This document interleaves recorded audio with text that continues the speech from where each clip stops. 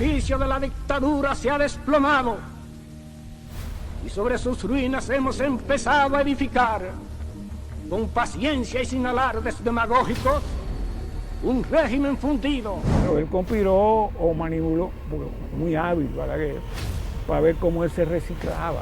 Balaguer hábilmente lo primero que hace el día que matan a Trujillo es decirle a todo el mundo: espérense hasta que llegue Ramfi. Que los antitrujillistas le han escondido la verdad al pueblo. Después de todo lo que significó la tragedia de Trujillo, se manejaban con cierto tacto, pero a partir del gobierno de Hipólito se sintieron como más en confianza. Se le debita que Hipólito, él mismo, se pavonea de que él era trujillista. No, que vos ganó con un 63% de los votos. Pero ahí había un 30 o un 40% de votos trujillistas, porque vamos a estar claro, le dijo a su amigo Fausto Camaño: Fausto, si tú me llevas donde ese hijo de la... le voy a escupir la cara, porque él fue que lo mandó a matar. A mí tú no me vas a venir a coger de pendeja. Todo lo demás, que si los Vicini apoyaron, lo apoyaron, pero los Vicini se fueron a Nueva York a cuidarse. Desde Nueva York ellos le dan relaciones y tal. Y los primeros años que se celebraba el 30 de mayo, no daban la cara. Ya después comenzaron así, es verdad, pero ellos tienen mucho que cuidarse. Mis amigos de Al Tanto, qué bueno que nos acompañan. Gracias a todos los que siguen este canal. Los que no, este es el momento para suscribirse aquí en el botón que ven debajo. Gracias a la gente que hace sus comentarios y nos deja saber qué les parece este contenido de alto valor que hacemos para todos ustedes. A propósito de los archivos de la CIA, a propósito de la visita aquí en este set de figuras como Ramfi Trujillo, Humberto Salazar, el doctor José Joaquín Puello, entre tantas otras figuras, recibimos ahora a quien ha nacido en una familia antitrujillista, que ha sido marcado por el látigo y el peso de lo que fue la dictadura, ha sido presidente de la Fundación de los Héroes de Constanza, Maimón y Estéreo Hondo. Aquí está con nosotros Porfirio Rodríguez Iriarte. Gracias por acompañarnos, don Porfirio.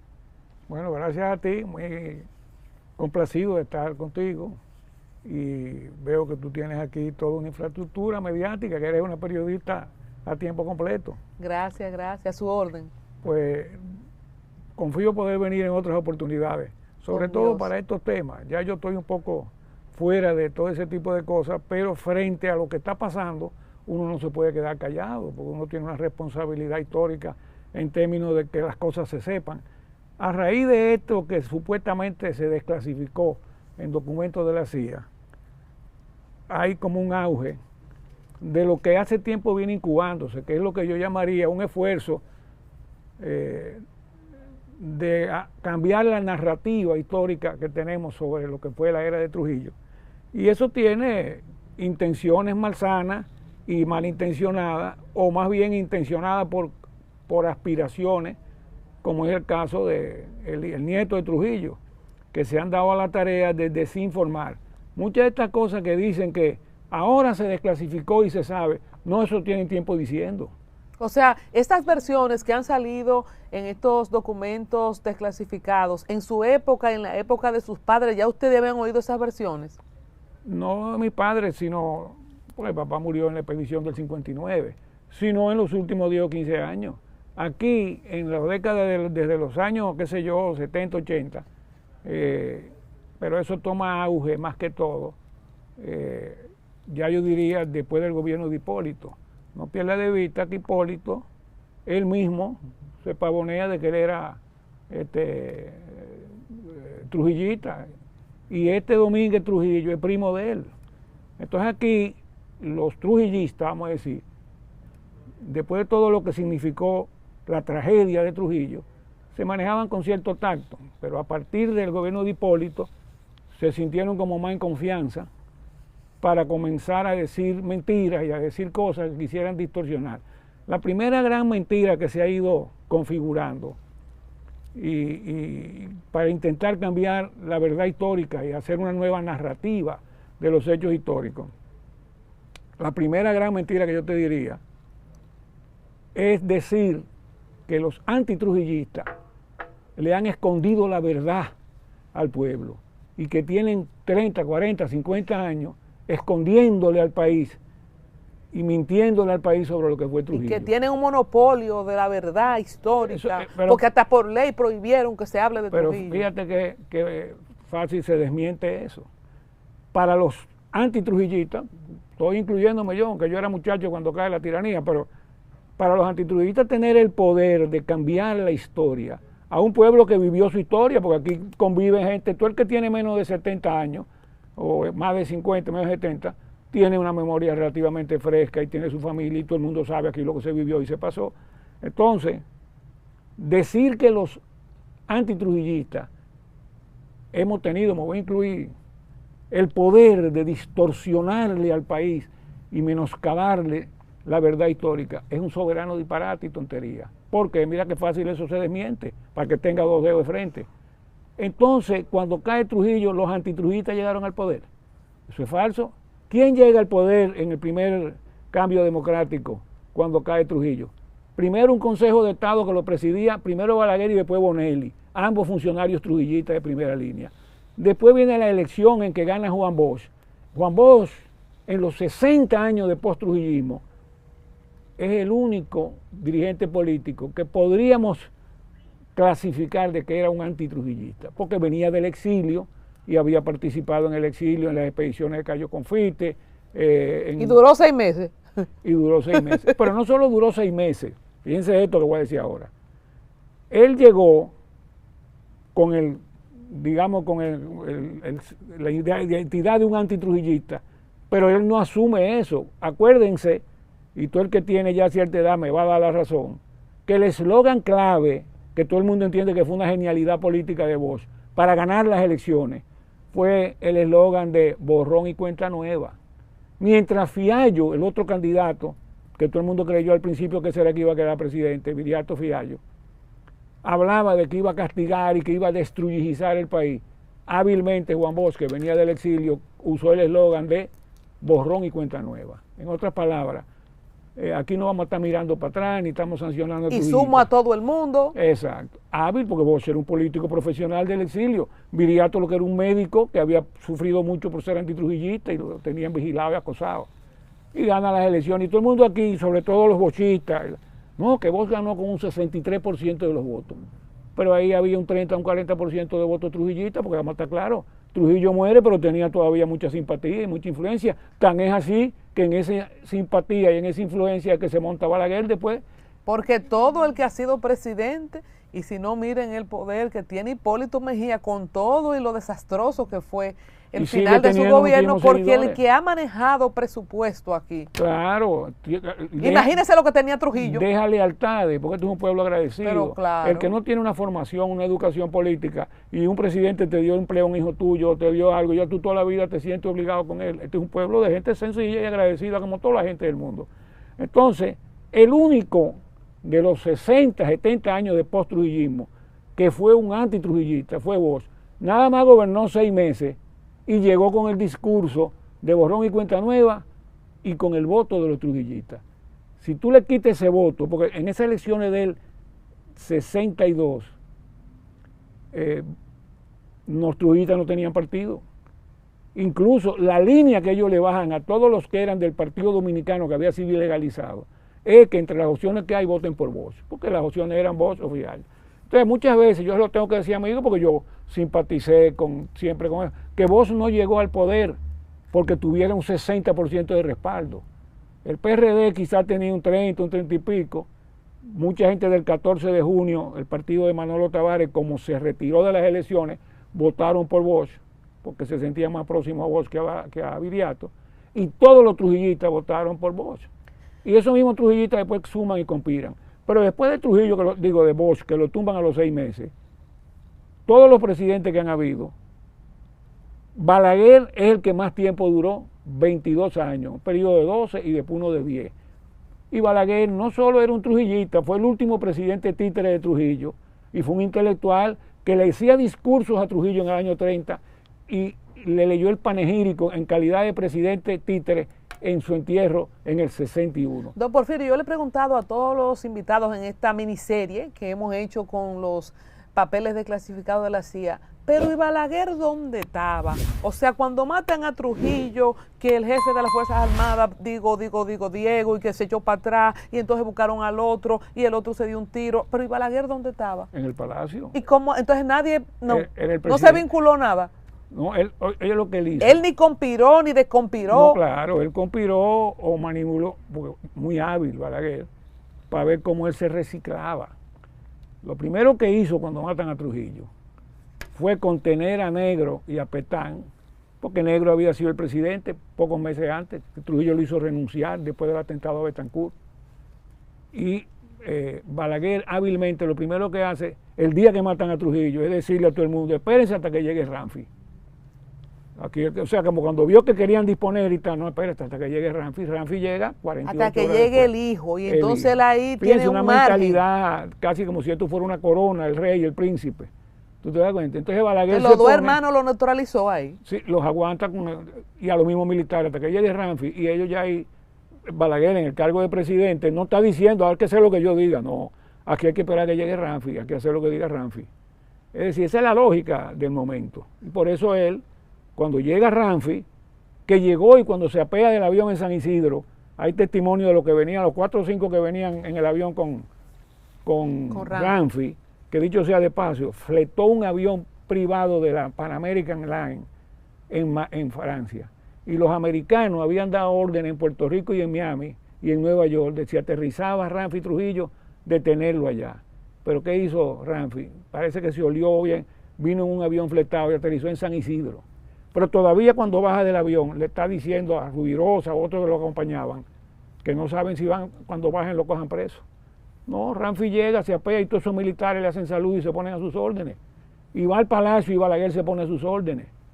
Es decir, ya había fracasado el complot. Entonces, Balaguer le da el poder a Ramfi como presidente, o Ramfi hace de presidente en funciones, porque es Ramfi que hace la masacre de los antitrujillistas. Porque Balaguer queda limpio e impune. Sí. Es Ramfi que lo hace. Fíjate, Balaguer sigue en su cargo como presidente en funciones. Nominalmente, Balaguer es el presidente. Y Ramfi era el jefe de la Fuerza Aérea, y creo que en ese momento, si no lo era, Balaguer lo nombra jefe militar conjunto de todas las Fuerzas Armadas. Perdóneme, don Porfirio, es que yo quiero entender el jueguito de Balaguer. O sea, él, el presidente de la República, dice, esperen que llegue Ramfi. Entonces hace a Ramfi una especie de jefe de las Fuerzas Armadas o ministro de Defensa a la sazón de hoy. Pero ¿cómo es ese juego? O sea, si él dice esperen a Ramfi, lo que uno entendería es que le pasa como el cetro. Pero sí, no es así. Sí, no, porque aquí había, eso fue parte de la tradición trujillista, había que respetar las formas. Algunos trujillistas nostálgicos dicen, no, porque Trujillo era muy respetuoso de la forma. Una forma que él previamente la fabricaba y que todo el mundo tenía que... ¿Tú te das cuenta? Porque uno de los mitos de la tiranía es que Trujillo creó el Estado moderno. No, Trujillo falseó el Estado moderno. Falseó todas las instituciones. Tan es así que los 30 años de Trujillo había Congreso y Cámara de Senadores y Cámara de Diputados. Sin embargo, los diputados y los senadores dejaban una carta firmada con su renuncia en manos de Trujillo. Y Trujillo a veces mandaba a publicar la carta de renuncia de un senador y se enteraba en los periódicos. Fulano, tú renunciaste como un senador. Y le ponía la fecha a él, sin fecha. Sí, exacto, se lo firmaban sin fecha. Eso es para que tú veas una pincelada del grado de abyección y de irrespeto institucional que representa la tiranía de Trujillo. Entonces, eso guardando la forma, Balaguer se queda como presidente en la silla y Ramfi ejecuta. Claro, Ramfi era un muchacho de 30 y pico de años que había sido un mal estudiante, lo mandaron a una academia, era un fracaso. Es más, hay muchos testimonios de que el mismo Trujillo tenía una frustración porque Ramfi no le había servido para nada. Pero estaba en esa posición y se lleva de lo que Balaguer más o menos le asesora. ¿Y Balaguer como cuántos años tenía cuando eso? 50 y pico. Y era Ramfi, un zorro viejo Ramfi, ya. Sí, no, es que, oye, te dije hace un rato, Balaguer le hizo discursos a Trujillo en el 30, cuando la conspiración contra Horacio Vázquez y el mamotreto de elecciones del 30. Y Balaguer ya en calidad de presidente títere es el que va al entierro de Trujillo y da el discurso, el panegírico de su entierro. Logró reciclarse. Claro. Y después... No se recicló más porque la biología de la naturaleza humana, porque si no, él se presentó en las elecciones del 2004. El caso de Balaguer es un caso extraordinario, un hombre ciego, viejo, con ese historial. En la del 2000, ¿verdad? En la del 2000 se presentó. O sea, cuando él hace el pacto, en el 96 le levanta la mano a Leonel, pero en el 2000 dice que su sombrero no lo presta 2 veces y él va como candidato y saca como un 25. No, y tuvieron que ir. Si tuviera vivo, tuviera todavía. Óyeme, acuérdate que Hipólito no ganó con el 50 más 1, sacó 49, qué sé yo cuánto. Y entonces ahí es que Balaguer amarra la chiva con los PRDistas. La famosa frase de Hipólito, amarra la chiva de Balaguer. Y entonces los PLDistas pretendían que se hiciera una segunda vuelta entre Danilo y Hipólito, y Balaguer dijo, no, ¿qué es lo que van a hacer si ya ese hombre ganó? Porque es lo que le faltaba de menos de un punto. Por come solo, entonces, el hombre no le prestó el sombrero. Los había apoyado en el 96 y ahora apoya al PRD. Pichó el doble juego y por eso ha quedado que ambos partidos, contradiciendo su tradición histórica de antibalaguerismo, lo declararon hasta padre de la democracia. Este es un país que ha vivido cosas que son incomprensibles, sobre todo ustedes como nuevas generaciones, la cantidad de iniquidades y contradicciones. Don Porfirio, vamos de nuevo a que llega Ramfis. Cuando se desclasifican estos famosos documentos, 80.000 documentos de la CIA, hay cosas que llaman mucho la atención, como dejar el margen a que quizás no fue Trujillo que mandó a matar a las hermanas Mirabal. Y usted nos trae la historia de la masacre del Número, donde familiares suyos directos resultaron ser víctimas. Y esta modalidad de matar a la gente a palo y luego simular un accidente. Cuéntenos de qué se trata la masacre del Número. Sí, es un antecedente parecido al crimen que Trujillo orquesta para las Mirabal. Entre paréntesis, tú el que te diga que los documentos desclasificados demuestran algo que no es ahora con los documentos desclasificados, sino que tiene años diciendo Ramfito, de que fue la CIA que mandó a matar, es un disparate. Dile que te enseñen el documento desclasificado que dice eso. Lo único que ha salido de esos desclasificados donde dice algo distinto a la narrativa que hemos tenido siempre es lo de Antonio de la Maza. Que ahorita vamos a hablar de eso. Pero ahora estamos en lo de las hermanas Mirabal. Que mandó a matar a Mirabal, eso yo no lo he visto en ninguno de los documentos desclasificados. Y aún si apareciera un testimonio que diga eso no lo avala, es una vulgar mentira. Entonces, fíjate. O sea, en su criterio, don Porfirio, no hay ningún chance que no haya sido Trujillo el autor intelectual y su grupo del CIN, los asesinos. Porque es un juicio que fue llevado, o sea, ese es un crimen que fue incluso llevado a juicio cuando el fiscal Valera Benítez en el 63, finales del 62, 63, y por el que condenaron a los autores materiales. Eso está documentado, y fíjate que, por eso te digo que hay un intento de cambiar la narrativa, como que si los antitrujillistas le han escondido la verdad. No, te iba diciendo, en el post-trujillismo, Balaguer gobernó 22 años, entonces el pueblo dominicano, si Balaguer, que fue un trujillista a los 31 años, gobierna 22, ¿cómo podemos nosotros haberle cambiado la historia a nadie? Si el que tuvo el poder más tiempo es. Y los otros que han estado en el poder, como Leonel, Antonio Guzmán, no eran trujillistas como había sido Balaguer, pero tampoco venían de una lucha antitrujillista. Es decir, ellos no estaban ya eso era una historia superada. Incluso todavía después, Leonel y Danilo, que tampoco vienen de ser hijos o ser trujillistas porque son ya de otra generación, no. Pero aún así, tanto cada uno creo que son hijos de militares que fueron militares trujillistas. Aquí nadie puede estar, eso ya está mandado a guardar. Entonces decir como que los antitrujillistas es al revés. Durante todos estos 60 años lo que sí ha habido aquí es el celo y el cuidado, primero con Balaguer y después, de toda una casta militar que no le interesa que se hurguen en esos temas. Fíjate que aquí se intentó hacer una comisión de la verdad. ¿Y por qué ningún gobierno la ha hecho? Porque este es un país donde todo el mundo tiene algo que le pisen en materia. Aquí todo el mundo tenía familiares trujillistas o amigos trujillistas o habían sido trujillistas. Yo vengo de una de las familias más emblemáticas del antitrujillismo. Y mi abuelo fue diputado de Trujillo, era un viejo racista, resentía la condenada tiranía, pero Trujillo le mandó a aceptar un cargo de diputado. Y todavía en ese momento eso significaba, si tú te oponías, caer en desgracia. Y él poco a poco estaba esperando la coyuntura para eso, hasta que en el 45, 15 años después, se decide, después de terminada la Segunda Guerra Mundial, a sacar dinero para comprar armas para combatir a Trujillo. Aquí todo el mundo tiene algún antecedente trujillista, un tío trujillista, militar o no. O sea que aquí nunca se ha podido hacer como han hecho en Argentina, en Chile, en otros países, una comisión de la verdad que investigue, porque es que los mismos gobiernos lo sabotean, porque ¿quién es el primero que lo saboteaba? Balaguer, una comisión de la verdad, si Balaguer tuvo 22 años siendo presidente y había sido un presidente de Trujillo.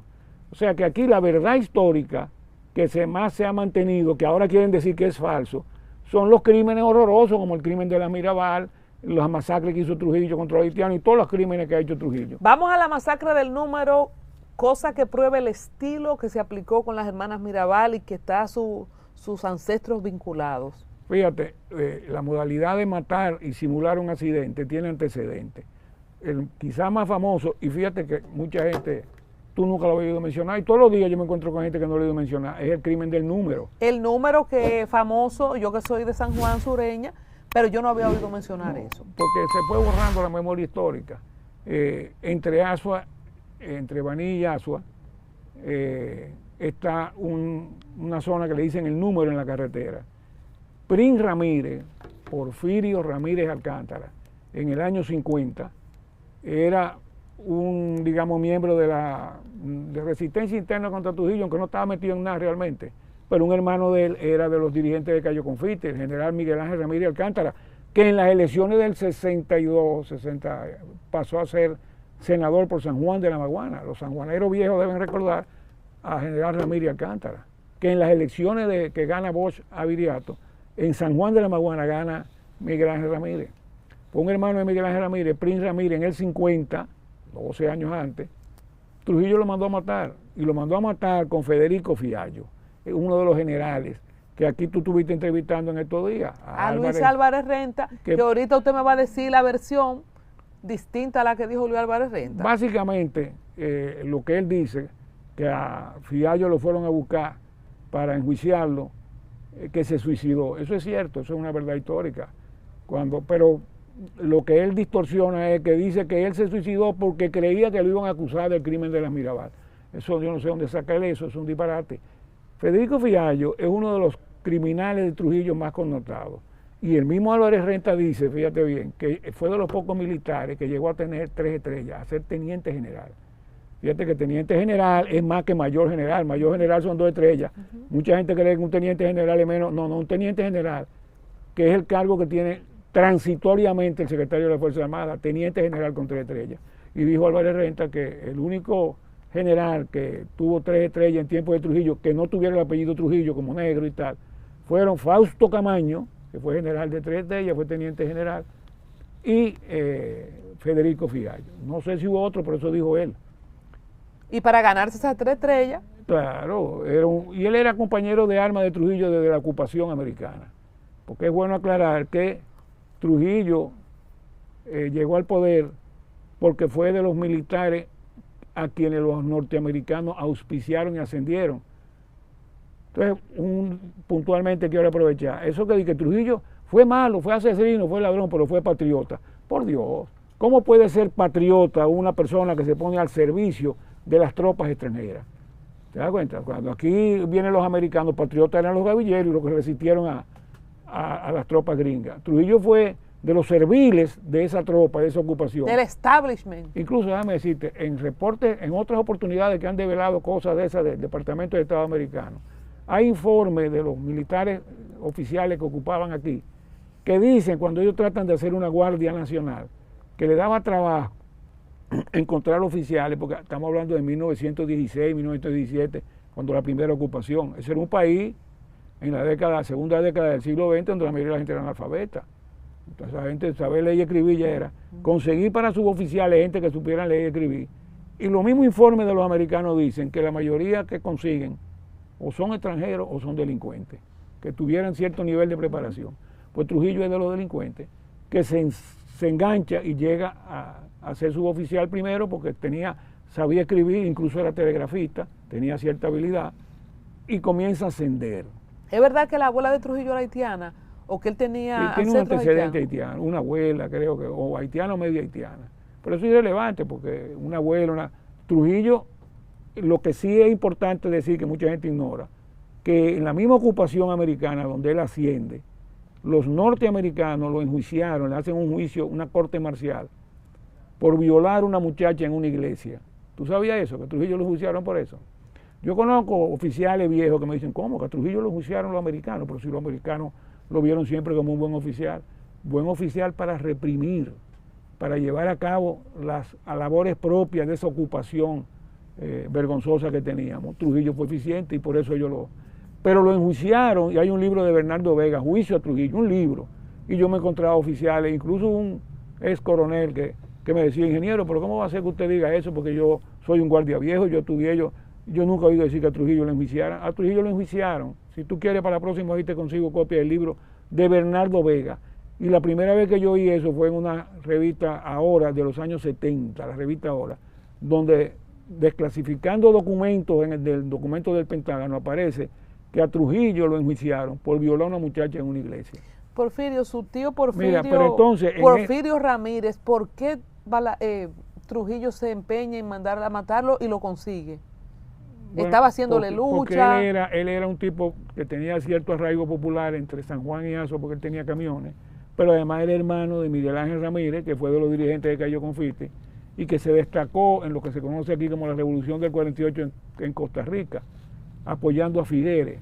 Entonces, para Trujillo, un hermano de Miguel Ángel Ramírez Alcántara, que tenía cierta ascendencia en el sur, lo manda a matar con Federico Fiallo. Estoy viendo aquí una publicación en Acento que habla de Cambio de Bestia, la masacre del Número, contada por Juan Bosch el 1 de junio de 1950, 10 víctimas eliminadas, 7 inocentes, testigos inocentes, a palos para silenciarlo, incluyendo a una mujer embarazada, un hermano de un líder antitrujillista en el exilio, Ernesto Prin Ramírez Alcántara, un militar por contar sobre la masacre y un policía esposo de la mujer para que no investigara. Muy bien resumen. Entonces mandan a matar con Federico Fiallo a Prin Ramírez. Pero ese día Prin Ramírez le dio bola en el camión a unas 8 o 10 personas, wow, entre ellos una muchacha en estado. Wow. Cuando lo paran cruzando el Nizao ahí, que Prin se apea del camión, que tal, discute con Fiallo. Fiallo en persona va a hacer eso. Fiallo.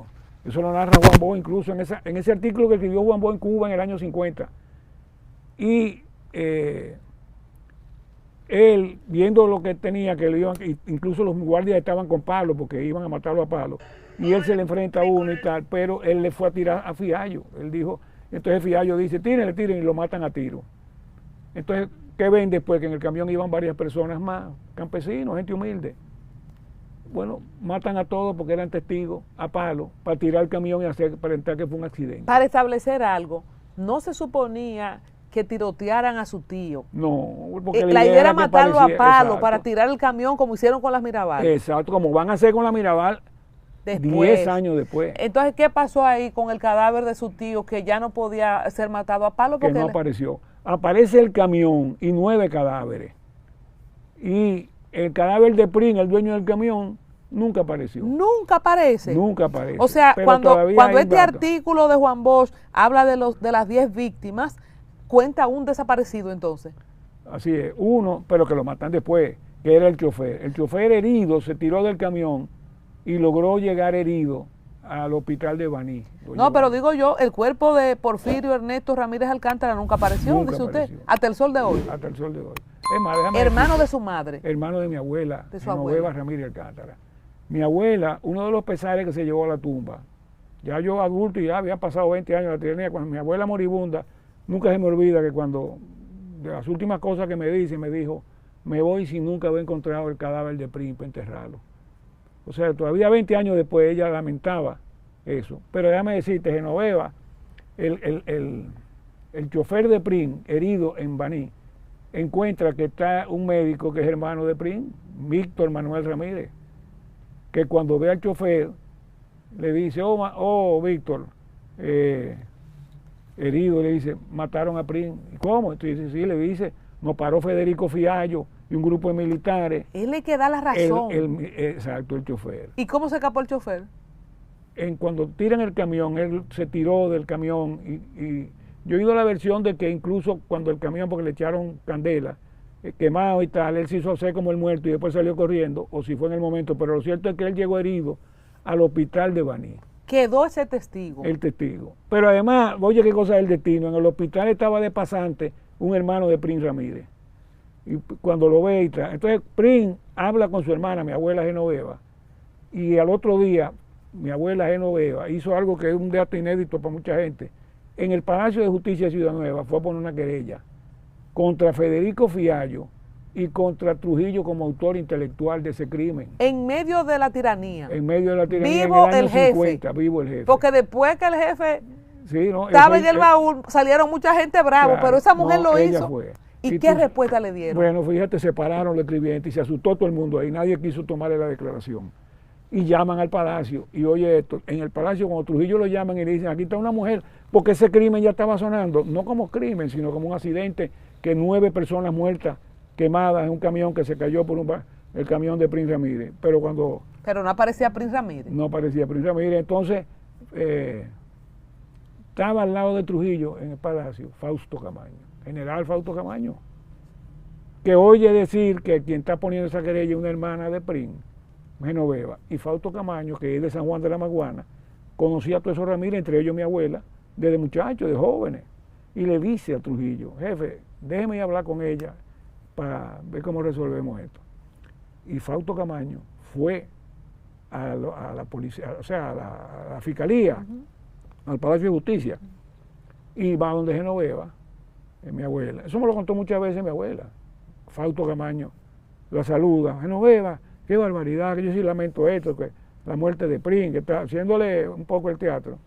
El jefe me dice que quiere hablar contigo, que vamos, que yo te voy a llevar para que él te explique que eso fue un disparate que hizo, un crimen que hizo Federico Fiallo, la orden que él tenía era llevárselo preso.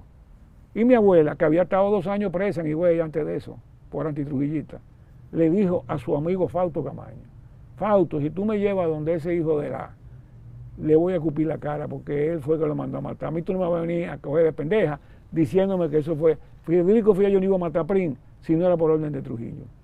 No, que yo cuánto. Y después de mucho días le dijo, Genoveva, acuérdate que tú tienes más hermanos, más familiares, aplácate. Ese Fausto Camaño. El Tú papá oyes, de papá de Francis Camaño. Fausto Camaño es de los generales que, como dijo Renta, de los pocos generales que llegó a tener 3 estrellas, era Fausto Camaño. Y había que ganársela, Entonces, exacto. esa 3 Entonces, estrellas. te voy a contar una anécdota. Cuando nosotros regresamos del exilio, en el 63, yo muchachito de 10 años, mi abuela, fuimos a alguna oficina pública y ahí estaba Fausto Camaño. Yo no conocía, yo era un niño, pero hay una escena que nunca se me ha olvidado. Oye esto, se ven Fausto Camaño después de 12 años, porque mi abuela la mandaron al exilio ese mismo, al mes de la muerte de Prince, desde el 50, y regresa en el 62, caída la tiranía. Después de 12 años de exilio, en el 63, se encuentra con Fausto Camaño en una oficina. A mí se me quedó grabada esa escena de niño. Se ven y se saludan. Y él le dice, caramba, yo sé que ustedes han pasado una cosa terrible. Claro, porque no dejaban de ser amigos de infancia. Y Fausto Camaño hizo así, miró porque había como gente sentada en los alrededores. Y Fausto Camaño dijo, miren, si aquí hubiera habido 10 hombres con los pantalones de esta mujer, el jefe no dura los 30 años. A mí de niño me chocó que un hombre dijera algo así de mi abuela, porque yo sé que mi papá murió luchando contra Trujillo, que mi abuelo, pero mi abuela era mi abuela, mujer, uno como que tenía el prejuicio de que las mujeres no se meten en nada de eso. Pues no, y después yo, en ese momento no sabía quién era, ni tenía contexto para mí, pero siempre recordábamos eso lo dijo Fausto Camaño, refiriéndose a mi abuela, porque recordaba bien ese día en que fue a poner la querella. Solo voy a decir que Genoveva Ramírez Alcántara era Alcántara y de San Juan. Seguimos aquí. Buena observación, que tienes que averiguar de dónde viene eso Alcántara. Somos la misma familia, para que vean de dónde que me sale lo guapa. Porque hacer simular un accidente era parte del menú de represiones que hacía Trujillo. Lo hizo después, eso fue en el 50. Entonces, perdóneme. En el 59 hace algo parecido con Aristi, Marrero Aristi. Perdóneme que no quiero salir todavía de la masacre del número. En este artículo escrito por Juan Bosch, masacre del número en el 50, al lado de Porfirio bajaba un chofer llamado Juan Rosario, ¿verdad? Y al otro le decían Califón. Sigue narrando Juan Bosch. En el otro párrafo dice, en el puente de Nizao los intersectaron, lo que está contando Porfirio, que es el sobrinieto, para decirlo así, ¿verdad? De la víctima de esta historia. Entonces, los demás... Y a mí me pusieron Porfirio por ese tío que había muerto hacía 2 años. Yo nací en el 52 y mi mamá y tal, por ese tío Prin, me pusieron a mí Porfirio. Porque usted es mellizo. Sí. ¿Y a su hermano cómo le pusieron? Doroteo por un tío que había matado en Moca, un tío de papá. O sea que ustedes como familia, vamos a convenir en esto, de parte y parte, usted tiene víctimas en esa dictadura. Los Rodríguez de Moca, Juancito Rodríguez, papá José Horacio Rodríguez, y Doroteo Rodríguez fue gobernador de Moca. Y Trujillo lo mandó a envenenar. Y por el lado de los Ramírez, Prin Ramírez y otro, un hermano de Prin también lo mataron en Cuba, porque Trujillo después en Cuba, en ese mismo año 50, matan al sindicalista Mauricio Báez, que era un exiliado antitrujillista. ¿Y cómo él tenía tentáculo hasta Cuba? Y en México también hizo atentados y mató gente, pero tú quieres más tentáculos que haber mandado a matar a Betancourt, y por poco lo logra. Betancourt le explotó una bomba que se le quemaron las manos. Trujillo fue tenía power, Trujillo. Claro. ¿Los americanos estaban con él en todos esos atentados o no? No, en los atentados no. Los americanos para ellos, pero era el hombre que les garantizaba el orden y la estabilidad para sus negocios aquí. Y ellos, a un funcionario norteamericano le tomaron cierta aversión porque veían que era un sanguinario.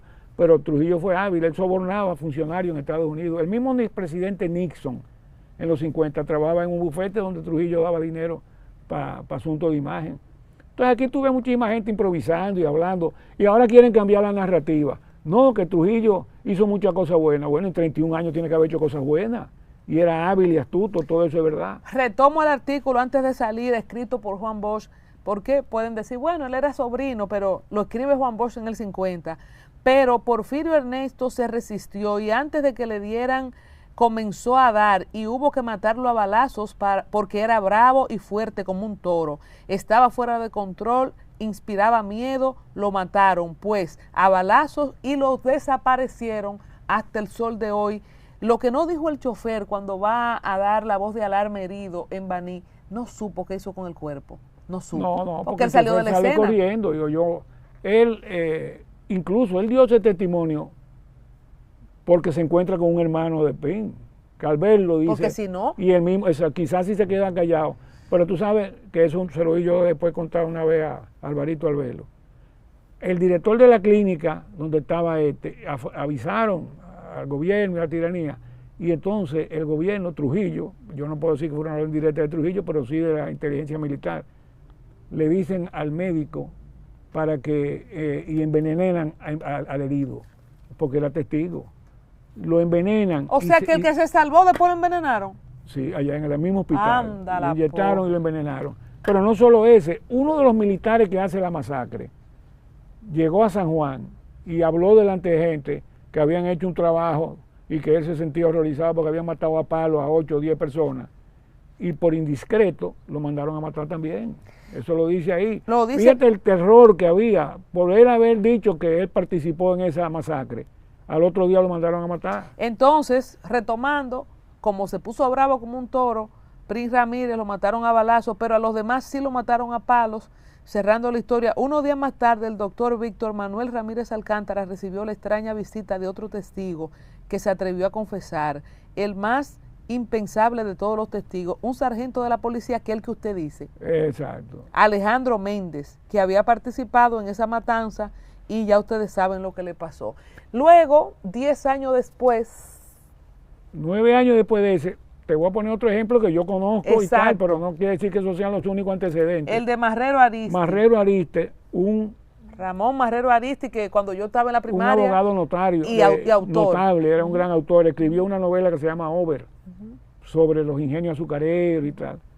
Y trabajaba para Trujillo, era un asesor en derecho laboral. Bueno, Trujillo se molestó porque él parece que filtró una información que llegó al New York Times. Y Trujillo lo manda a buscar en el palacio, lo increpa, lo insulta. Yo he oído dos versiones, uno que el mismo Trujillo lo mató, otra que Trujillo lo mandó a matar ahí, delante de él. Y después lo mandan, entonces, ¿y qué hacen? Que el chofer lo agarran y lo matan también para tirar el carro de Marrero con su chofer por un precipicio camino a Jarabacoa. Ah, pero era el método favorito. Meter Entonces, gente en vehículos y estoy poniendo tirarlo. el caso del crimen del número, donde matan a 10 a palos. Y el de Marrero Ariste, donde matan a Marrero y su chofer. Entonces, ¿por qué de extrañarse entonces? Claro que ahora quieran decir que no fue Trujillo que mandó a matar a las Mirabal. No, pero es que aquí nadie, yo lo he dicho muchas veces, en este país nadie tenía el poder de matar a esas 3 mujeres que no fuera Trujillo. No sé si tú alguna vez has visto la entrevista, pero sería bueno que tú traigas a este dirigente del PLD, historiador, Euclides Gutiérrez. A Euclides Gutiérrez. Me encantaría. Mira, Euclides, que sabe de la historia de Trujillo más que cualquiera, y tiene un libro emblemático, y que nadie lo puede acusar de ser antitrujillista, porque él hasta colaboró hasta el último con Trujillo. Trujillo lo nombró senador. Después pasó a ser discípulo de Bosch, y participó en la revolución con los constitucionalistas. Pero Euclides, que le tengo mucho respeto, fue profesor mío en el CU, en la universidad. Le han preguntado si es verdad que no fue Trujillo que dio esa orden. Y trae la respuesta de Euclides, que sabe más que cualquiera de todos nosotros, que se conoce la historia de Trujillo y todo eso así. El que diga que Trujillo no fue que dio esa orden está diciendo un disparate y no sabe cómo se vivía aquí. Aquí nadie tenía el poder para urdir un crimen como ese. ¿Por qué? Porque primero, para urdir el crimen hubo que trasladar los presos, a Manolo Tavares y tal, a San Felipe, Puerto Plata, para que entonces las esposas tuvieran que irlos a visitar a un sitio. Wow, así de pensado. Claro, fue todo planeado. Para que cojan esa carretera Claro, específica. de Salcedo ir por esa carretera peligrosa a Puerto Plata.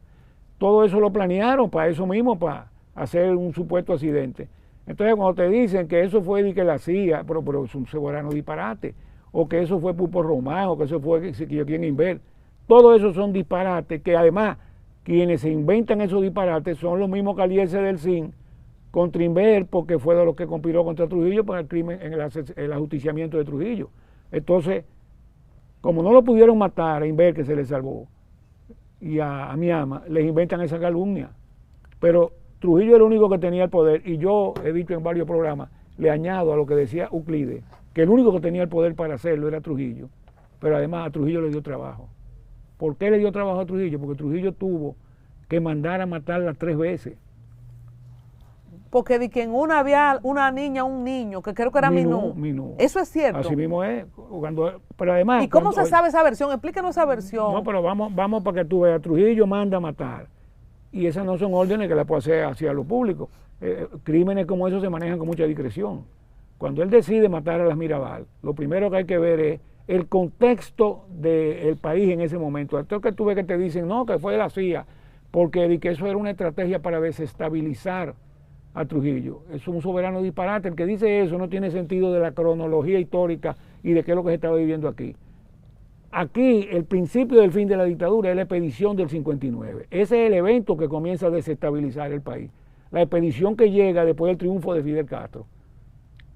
El primer efecto desestabilizador fue la Revolución Cubana, 1 de enero del 59. Sacudió toda la región. Entonces Fidel apoya a los dominicanos y Betancourt para la expedición. Esa expedición crea el primer sacudimiento desestabilizador del régimen. Por eso la expedición se dice el principio y el fin. En junio del 59. La prueba de eso es que en enero del 60, 6 meses después, Trujillo se encuentra con que hay un movimiento clandestino que había tomado la fecha de expedición como nombre, Movimiento Clandestino 14 de junio, con Manolo y Minerva Mirabal de los dirigentes. Entonces ese proceso se va calentando, o sea, ya la desestabilización era un proceso. Y entonces Trujillo comete un error en términos de sus intereses, que manda a matar a Rómulo Betancourt en Venezuela. Craso error de Trujillo porque fracasó. Betancourt herido, entonces Betancourt convoca a la OEA, y la OEA pocas veces ha tenido tanto consenso como el que tuvo en el 60 para poner sanciones a Trujillo. Y hasta los americanos se suman a las sanciones. Aquí no se movía en el muelle un barco, ni entraban ni salían barcos de los Estados Unidos y de América. El único país de América que no se sumó al boicot fue la dictadura de Nicaragua, de los Somoza. Y tú me dirás, pero entonces los americanos se sumaron para tumbar a Trujillo, así fue. Ahora, ¿por qué los americanos apoyan a Betancourt y a Figueres para las sanciones contra Trujillo? A mediados del 60. Porque ya a mediados del 60, Fidel Castro tenía 1 año y medio en el poder y ya estaba dando muestras de que se iba a alinear con los soviéticos. Todavía no era un hecho consumado.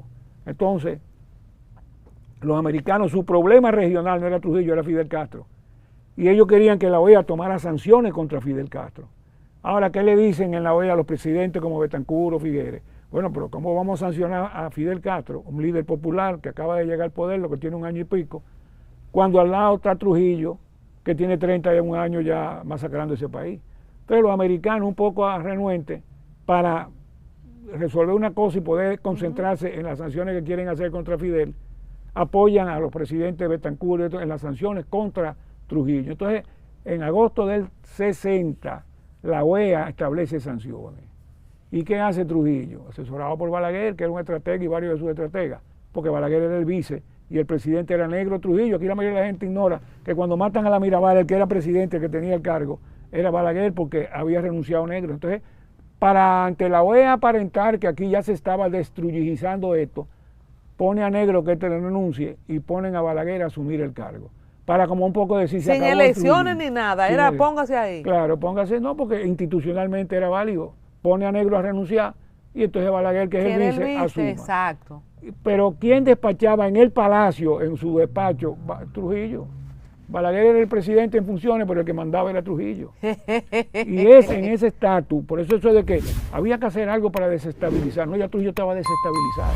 Me queda bastante mantenía claro. Con el poder militar. Entonces, intenta la primera vez y no puede. Vamos a hablar de esos 3 intentos. No, estando en esas circunstancias, viendo que todavía el movimiento clandestino 14 de junio tiene muchas empatías populares y una de las que más inspiran esta resistencia son las hermanas Mirabal, que tienen los maridos presos. Trujillo urde el plan de matarla. Y hay gente que dice, bueno, pero Trujillo no iba a ser tan tonto de matarla porque eso iba a desestabilizar. No, es que les digo que ya Trujillo estaba desestabilizado, ya la OEA había establecido sanciones, ya los americanos le habían mandado emisarios para que se fuera, no tenían por qué matar a las Mirabal, es un disparate. Entonces Trujillo lo que quiere es matar a las Mirabal como para ver si se aplaca. Y tú dirás, pero eso más bien podría encabritar más a la gente. Exacto. No, Trujillo matar siempre le dio resultado. Comenzando en el 30, cuando mata a Martínez Reina en el 30, un mes después que él toma el poder, y lo mata con la esposa y una sirvienta en estado, ahogando de nuevo mujer en estado. Y Trujillo hace eso en el 30, y Balaguer en su memoria dice, cuando horrorizado como toda la sociedad, cuando Trujillo manda a matar en el 30 a Martínez Reina, caímos en cuenta que estábamos en manos de un mandamás de agallas no comunes. Eso dice Balaguer en sus memorias sobre el crimen de Martínez Reina en el 30. Y él a ese mandamás de agallas no comunes le sigue sirviendo los 31 años y va a dar su discurso cuando muere. Es decir, pero él, así como no pasó nada cuando mató y toreó esa situación, aunque hizo un teatro y mandaron a un general Estrella, lo acusaron del crimen de Martínez Reina en el 30, Trujillo cada vez que mataba lograba torear su situación. Como mata a Prince Ramírez en el 50, en el número, y hubo cierto escándalo por esos 10 o 12 muertos, y hoy día nadie ni los recuerda. Y cuando mata en el 56 a este escritor español Galíndez, también Trujillo tuvo un amaraco de que se le iba a complicar la cosa, y ahí sembró él su propio destino, porque uno de los que participa en el secuestro de Galíndez es un hermano de Antonio de la Maza, Tabito de la Maza. Y entonces el FBI comenzó a investigar ese secuestro porque era un personaje español, republicano. Y entonces Trujillo, para que Tabito no pudiera ser testigo, y otro piloto, Murphy, los manda a matar a los dos. No solo los manda a matar, sino que siembra, porque Trujillo era un tipo perverso, siembra el chisme de que entre ellos lo que ocurrió fue un crimen pasional homosexual. Eso fue parte de lo que indignó a los de la Maza, legítimamente. ¿Por qué? Porque, ¿cómo se sentía Antonio? Oye, pero mi hermano le hace un servicio a Trujillo para traer secuestrada a una gente y Trujillo le paga mandándola a matar y además insultando su memoria. Y de hecho surge... De decir que lo de él y Murphy había una cosa homosexual. Pero surge en estos documentos desclasificados de nuevo otra infamia para juicio de muchos sobre los de la Maza. Porque entonces ahí vamos a entrar al último caso por el que yo lo he citado, que es lo del suicidio del doctor Robert Rick Cabral, que en esos documentos habla de que supuestamente ahí sí aparece un documento, pero no es una declaración de la CIA, no es un informe de la CIA, es que entre todos esos archivos están las declaraciones de un calié que era Clodoveo Ortiz, uno de los torturadores de la 40, que sale al exilio cuando en el gobierno de Bosch, y Bosch, de los pocos casos que intentaron hacer justicia, pidió en extradición a ese criminal del trujillismo y de la 40. ¿Y qué crédito se le puede dar a un testimonio de él en un Ningún documento crédito. de la CIA? O sea, todo lo que hemos estado hablando de la supuesta violación de la esposa de Robert Reed es porque ese calié dijo... Ese calié, entre los interrogatorios que guarda el FBI en sus archivos, dice, No, que yo salí de allá porque yo, y dice, Antonio de la Maza, que allá fue un tipo que lo que hizo fue que violó al doctor, la esposa del doctor. Pero es un disparate. Yo te mandé ahí el artículo que escribió en el Diario Libre en estos días Michelle. Esa última semana. Sobre un libro que escribió, oye, ¿quién? La hermana de Robert Reed. Narra todo ese episodio de lo que vivió su hermano cuando se suicida. Y ese libro, escrito por la hermana de Robert Reed, habla con mucho respeto de los héroes que se refugiaron en la casa y del heroísmo de su hermano de acogerlo y protegerlo. Pero después que descubren que estuvieron ahí, el SIN agarra a Robert Reed, lo interroga, lo medio torturan, lo acosan y lo amenazan con matarlo. Si no dice, léete el artículo, el SIN le dice que tiene que decir que ellos confesaron que ellos mataron a Trujillo por órdenes de Betancourt y por apoyo de Betancourt. Y él dice que no puede decir eso, que esa gente, ya habían matado a Antonio de la Maza cuando lo matan a él. Aquí dice este artículo de Michelle, en uno de los párrafos, y agrega, a esto le replicaron, pero usted se da cuenta de que usted es un hombre muerto, que lo único que puede hacer es salvarle la vida a su esposa embarazada y a su hijo, o a lo que el doctor contestó, sí, ya sé que soy un hombre muerto, ustedes podrán quitarme la vida, pero no el honor. Claro, Robert Reed, eso lo cuenta la hermana de Robert Reed. ¿Tú te crees que la hermana de Robert Reed iba a hablar si este tipo le hubiera violado, si Antonio de la Maza le hubiera violado la esposa, iba a dar ese testimonio de admiración y de respeto a los héroes? Quiero leer este párrafo. Dice, la mañana del martes 6 de junio, Robbie se levantó a las 6 de la mañana, ya afeitado, bañado y vestido, se sentó a leer el periódico El Caribe en el balcón de la segunda planta de su casa. La prensa traía la noticia de que él había sido forzado a punta de pistola a darle refugio a los asesinos de Trujillo. Él le comentó a Ligia, su esposa, ¿qué pensarán mis amigos al leer todo esto? A lo que Ligia le apuntó la realidad. Todos te conocen muy bien y saben cómo se escribe la historia aquí. Se lo habían amenazado con que si él no decía que esta gente confesaron que era por órdenes de Betancourt y tal, ya lo tenían acosado y amenazado de muerte. Y él termina bajo ese estrés suicidándose. Pero no tiene nada que ver con que si Antonio Inver violara. Además, como decía en estos días, creo que un psiquiatra o alguien, como unos tipos que tienen 2 días que han matado a Trujillo, se van a meter en una casa que los auxilia, los esconde, a violar a la mujer. A violar a la mujer, y además delante de gente como el mismo compañero, como Salvador Estrella, que era un católico profundo con una hermana monja. Salvador Estrella es el primero que, si hubiese ocurrido tal disparate, le hubiera dicho a Antonio, pero tú estás loco, esta gente no está escondiendo aquí, tú quieres abusar de la mujer. Eso es un vulgar disparate. Antonio de la Maza, es verdad que le sirvió a Trujillo, que fue soldado de Trujillo, pero tuvo el valor y la decisión. Es verdad que también tenía una motivación personal, que era la muerte de Tabito. Pero y eso no quita mérito. Exacto. A Tabito lo matan en el 56, y él, durante esos 4 años siguientes, 5 años, hasta el 61, tenía la convicción de que él tenía que vengar la muerte de su hermano. Quiero leer este último párrafo. Annie relata en este libro, esa última semana, dice Michelle en este artículo Diario Libre, Annie relata que ese día 6 de junio el doctor Joaquín Santana, vecino de Robbie, había observado unos 10 cepillos, carros de calieses, que eran los carros Volkswagen que usaban los calieses del SIN. Había observado unos 10 cepillos del SIN rodeando la cuadra alrededor de las 7:30 de la mañana. Entonces comienzan a estacionarse en fila frente a la casa de Robbie, refiriéndose a Robert Reed Cabral, en la calle Cervantes. Algunos calieses proceden a abandonar los carros. En ese momento, cuando Robbie debió, en este momento, dice ella, cuando Robbie debió entender que ya no tenía alternativa alguna. En el interrogatorio de la noche del domingo había sido amenazado de muerte. La decisión final tenía que ser suya. De repente, Robbie se puso de pie y se dirigió al cuarto de baño. Bueno, y ahí ya ustedes saben lo que sucedió. Exacto. Cuando él ve que vuelven los calieses, que ya lo habían amenazado con que lo mejor que tú puedes es confesar y firmar esa carta, una carta donde involucra a los demás, y viendo lo que en la prensa ya es público, que él estuvo involucrado en el sentido de que protegió a los conjurados, en ese estrés es que se comete el suicidio. Entonces hay algunos locos viejos que dicen que No, que él avergonzado porque... Pero si a ti te viola tu esposa, tú no estás avergonzado, tú lo que estás encabronado, ¿te das cuenta? Tú hubieras dicho, acaben con estos desgraciados. Es un disparate total. Entonces, lo también, grande es que yo veo gente que se lo cree, que hay gente que te dice o que eso. siembra la duda. O siembran la duda. Entonces, como pasa y como tiene años haciendo Ranfito, no de que no fue, que fue la CIA, como te decía que perdimos el hilo, la CIA no tenía que desestabilizar a Trujillo, ya la CIA estaban decididos a salir de Trujillo.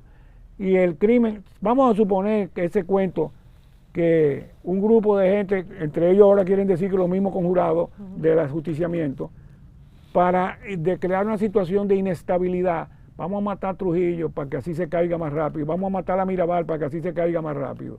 Entonces, si eso ocurriera, vamos a suponer que ese día, 26 de noviembre, el otro día del supuesto accidente, del crimen de la Mirabal, Trujillo se iba a enterar de que han matado a estas 3 mujeres opositoras mías. Y yo no he sido que he dado esa orden. Qué conveniente. ¿Entiendes? Entonces Trujillo iba a decir, ¿cómo? Pero esto es para echarme vaina a mí. Esto es algo que están inventando. Entonces eso ocurre el 25 de noviembre del 60. Y Trujillo sigue gobernando todo diciembre, todo enero del 61, febrero, marzo, abril, hasta el 30 de mayo. Y en esos 6 meses Trujillo no fue capaz de investigar quién hicieron esa barbaridad, para haberlos trancado, haberlos fusilado, porque lo que quieren es perjudicarme. Y el tema de que del sombrero, de que apareció un sombrero con las iniciales de... Eso es un disparate. El que te podía hacer que era eso era Licinio Peña Rivera. Cuando Trujillo manda a Candito Torres, que era de los jefes del CIN, a darle la orden a Licinio Peña Rivera en Santiago, del crimen de esa muchacha, de la hermana Mirabal. ¿Tú sabes lo que hizo Licinio Peña Rivera cuando en Santiago viene Candito Torres? Porque eso no eran órdenes que se hacían por escrito, como memorándum, eso eran órdenes del sistema represivo, de matar gente a palo. A Licinio Peña Rivera lo que le dijo fue, Candito, qué vaina me está echando el jefe. Todos ellos ya sabían que a Trujillo le quedaba poco, que estaban bajo sanciones de la OEA, que los americanos ya le habían mandado emisarios para que se fuera. Y le dice, bueno, pero el jefe dice que hay que hacerlo, pero bueno, vamos a ver si él se olvida de eso. Pero dile que yo no tengo gente, aquí yo no tengo por una misión tan delicada, le dice a Licinio Peña Rivera. Y cuando Candito va y le dice a Trujillo, el hombre dice que no tiene gente, le dice, tiene que hacer esa orden, que se deje de pendejar, y le voy a mandar refuerzo, y hay que le manda a Siriaco de la Rosa. Y entonces la versión de que lo soltaron cuando fueron a la Fortaleza Osama, que fue... No, pero eso es que hay que verlo en su contexto histórico, después del juicio de las Mirabal. Porque de que lo soltaron, de que ni 2 años duraron. Así es, porque cuando se armó el lío de la Revolución de Abril, amigos y colegas, acuérdate que ya había militares del lado constitucionalista alzados en armas, amigos y colegas lo protegen porque dentro de la coalición que apoya la revolución están los catorcistas, la gente de Manolo, 14 de junio en armas con los revolucionarios y con Camaño. Entonces había algunos que decían que sí, la seguridad de ellos estaba en peligro. Y los mismos militares que tenían todo antecedente trujillista, de que los movilizaron para otro sitio para protegerlos, para que no los mataran. Es la lógica que aplicaron algunos. Eso quien te lo puede explicar mejor es Fafa Tavera, que era de los catorcistas que estaban ahí. Entonces, encontraron el limpio. Pero al final se fueron, como pasó aquí, la impunidad, que es lo que este hombre quiere ahora decir, que aquí los antitrujillistas no le han dejado conocer la historia. No, la historia la han disimulado quienes, los que han tenido el poder. Balaguer, 22 años, y muchísimos trujillistas en las Fuerzas Armadas. Las Fuerzas Armadas han sido intocables. Este que se murió en estos días, Ramiro Mato, era de los oficiales que mató expedicionario en el 59 y que fusiló en San Isidro expedicionario y que mató a Manolo Tavares en el 63 y hasta los otros días retirado y llegó a ser secretario de la Fuerza Armada. Esa cúpula militar aquí ha sido la que se ha encargado de mantener que no les toquen esos temas. Entonces ahora quieren hacer creer que nosotros estamos distorsionando, hemos estado distorsionando la historia y que ahora es que se va a saber la historia. Claro, eso es lo que Ranfito se inventa porque él aspira hasta ser presidente. ¿Y usted cree que Ranfito, como usted dice, Ranfi Domínguez Trujillo, tiene algún chance de sentarse en la silla de su abuelo? Bueno, yo te voy a decir la verdad. Es algo que lacera el alma, que un país después que pasó todo lo que pasó, después de 60 años de impunidad, de que no se castigó, venga un nieto que no tiene ningún mérito que no sea, que es nieto de Trujillo, y eso habla del atraso político que tenemos como país. Porque usted sabe por qué mucha de esa gente ven a Ranfito, porque aquí todavía la mayoría, o no la mayoría, una buena parte del país no ha desarrollado el concepto de ciudadano ni de democracia. Viven en la etapa, vamos a decir, monárquica, donde el hijo del rey tenía el derecho a ser el heredero porque es el hijo del rey. Es decir, a la historia de la humanidad le tomó milenios superar que el poder no es heredado por el que es jefe, el poder lo da el pueblo por sus votos.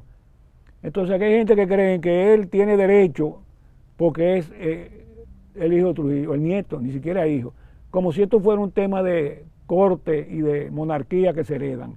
Él no tiene ningún mérito para eso, está en su derecho si quiere aspirar. Lo que no está en su derecho, Ranfito, es lacerar la memoria de los hijos de Amiama, de Inver, porque eso es una ofensa. Oye, ¿de qué este tipo tiene el tupé de acusarlo? De haber matado a las Mirabal, el crimen más horrendo de la dictadura, o uno de los más horrendos. Y entonces tú, en vez de decir, bueno, eso nunca se ha sabido bien cómo fue, eso fueron el SIN por su cuenta, sin orden de él, no, que es un disparate, porque una cosa como esa no le iba a hacer el SIN, que te digo que hasta se negaron, hasta el propio Trujillo buscaban la manera de no cumplirlo. Entonces, este tipo tiene el tupé, la desvergüenza de acusar a gente que se jugó la vida y que la perdieron, como Pupu Román, como el otro, que fueran o no fueran, habían servido no a Trujillo, pero nos sacudieron del tirano, y que tú vengas ahora a decir que fueron ellos que mandaron a matar a Mirabal para echarle una vaina a Trujillo, y Trujillo entonces durante 6 meses no fue capaz de ver que le estaban echando una vaina. En el caso Fíjate qué cosa que no se sustenta. No, porque era para desestabilizar. Ahí vi uno que comentaba en una de esas cosas. Si lo que querían era desestabilizar, entonces no simulan un accidente. El que tenía que simular el accidente era Trujillo, como lo hizo en El Número, como lo hizo con Marrero Aristi, para que no. Pero si lo que tú quieres es crear una vaina a Trujillo, la matan y la dejan tirar en un camino para que la gente se indigne más. Si lo que queríamos era indignar a la gente, que el país se tira a la calle, no, tú simulas un accidente que siempre queda un compás de... Ah, no, que Trujillo le dio el testimonio a alguien que estaba consternado por ese a la señora accidente. De la casa, niña. Un disparate, porque claro, Trujillo le iba a decir, mandé a matar a esta mujer y ya me la quité de arriba. No, a su entorno decía, oye, qué accidente, qué barbaridad. Para cerrar, don Porfirio, cuando leímos en el artículo de Michelle que le decían al doctor Robert Cabral que podía salvar a su mujer embarazada y a su hijo, a su hija, ¿usted cree finalmente que con esta decisión que él tomó, quizá él también buscaba proteger a su familia? Porque si ya él se quitaba del medio, no le iban a perseguir. Sin lugar a duda, él asume que una vez yo me suicide, no van a venir a maltratar a mi mujer. La desesperación y el estrés fue muy grande. Y además ya habían matado a Antonio y a Juan Tomás. Los 3 que estaban hospedados en su casa, ya los habían matado. Bueno, no, a Estrella Sadela lo matan después en Hacienda María. Pero a los 2 principales, que son Antonio y Juan Tomás, lo habían matado ahí frente a la ferretería Riz. Finalmente, para la historia de Genoveva Ramírez Alcántara, de su tío Prim Ramírez, de las hermanas Mirabal, le hice esta pregunta a Minú cuando hicimos los presidenciables en el 2019. Y yo le decía, ella medio se quilló conmigo por la pregunta, pero se la voy a hacer a usted porque yo insisto. Después de 60 años de iniquidad, como usted ha dicho, que es una palabra muy poderosa, ¿habrá valió la pena esos héroes que no solamente dieron su vida, sino que ahora su nombre está en tela de juicio por unos archivos de la CIA y que prácticamente la historia y la verdad está en la misma mano de siempre? ¿Valió la pena, usted cree? Mira, esa es una pregunta que yo la he oído desde que era niño. Y además hay gente que no solo lo pregunta, sino que concluyen.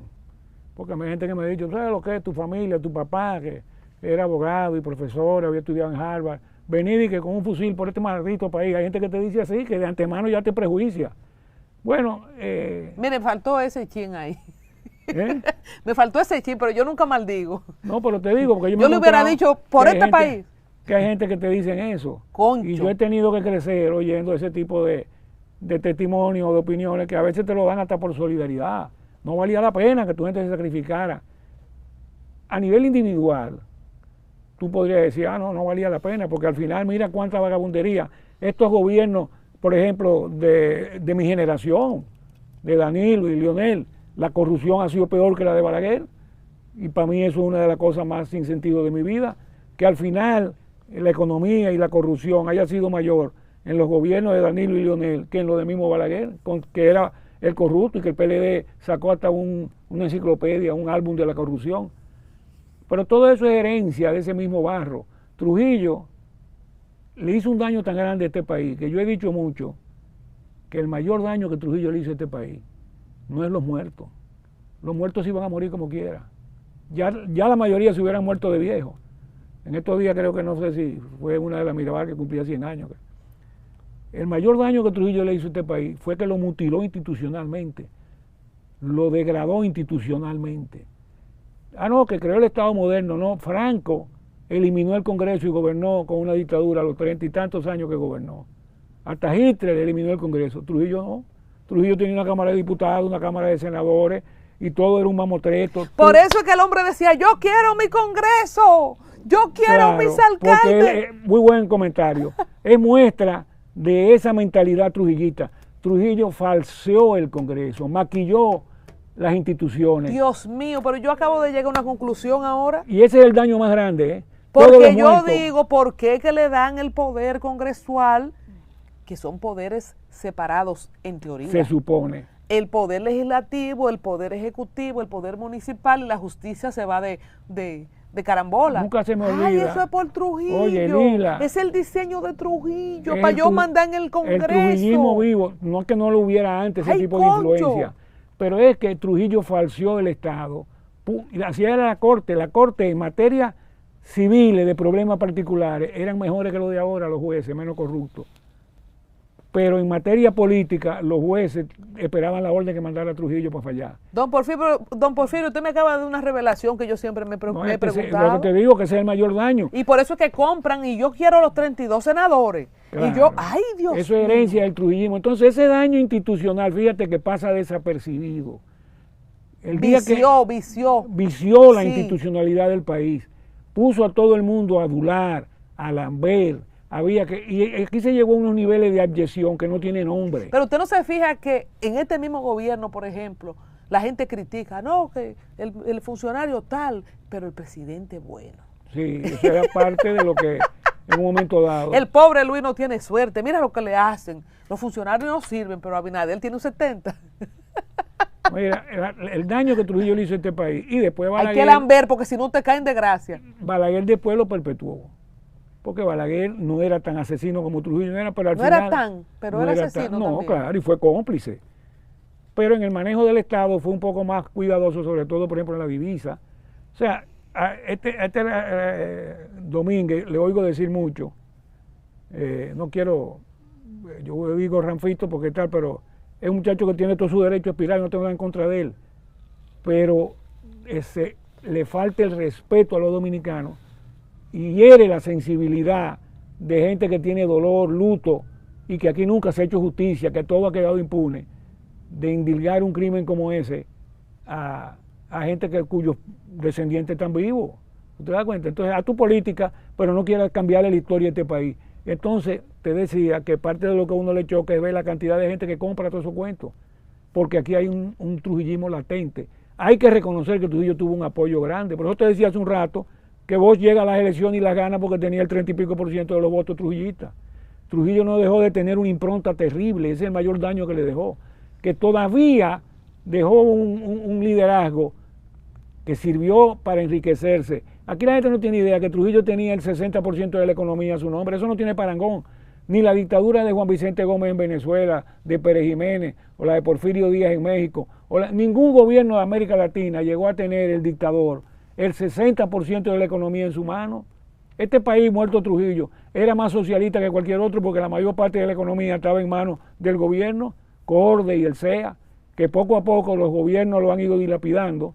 Ahora quieren decir que si los Vicini, no, pero sí, los Vicini eran millonarios de los tiempos de Lili. Por ejemplo, una de las supuestas revelaciones desclasificadas, pero Gianni Vicini era parte de ese complot, y yo crecí oyéndolo, él iba a las misas del 30 de mayo, a los actos. Gianni Vicini, callado en Nueva York, hablaron con los vínculos. ¿Por qué? Porque apoyaban a los complotados. Entonces eso no es una revelación de los documentos de la CIA. Hay un montón de cosas que aquí las sabemos, lo que hemos estado en esto toda la vida, que ahora parecen revelación.